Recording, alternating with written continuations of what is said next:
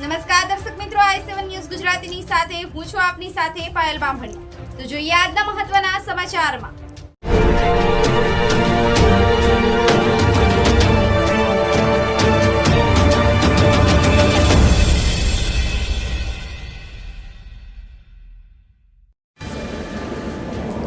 ખેડબ્રહ્મા નગરમાં આવેલ પંડિત દીનદયાળ ગ્રાહક ભંડારમાં મોટો ભ્રષ્ટાચાર સામે આવ્યો। સાબરકાંઠા જિલ્લાના ખેડબ્રહ્મા નગરમાં આવેલ કનુભાઈ પાઠક નામના વ્યક્તિ ચાંપલપુર વસાહત વિસ્તારમાં પંડિત દીનદયાળ ગ્રાહક ભંડાર ચલાવે છે, જેમને ત્યાંથી છકડામાં ગરીબોને અપાતું અનાજ બારોબાર વેચી મારવાની ઘટના સામે આવી હતી।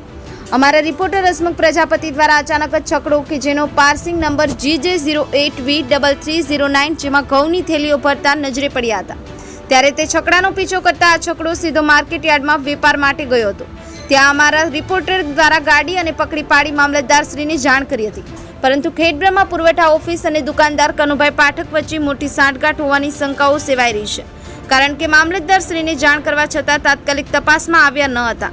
ત્યારે ઘઉં ભરેલ ગાડીવાળી વ્યક્તિ કોઈકનો ફોન આવતા માર્કેટમાંથી ભાગી છૂટી હતી, જે બાબતે અમારા સાબરકાંઠા બ્યુરો ચીફ હસમુખ પ્રજાપતિ દ્વારા પોતાની આંખો સામે ઝડપી હતી।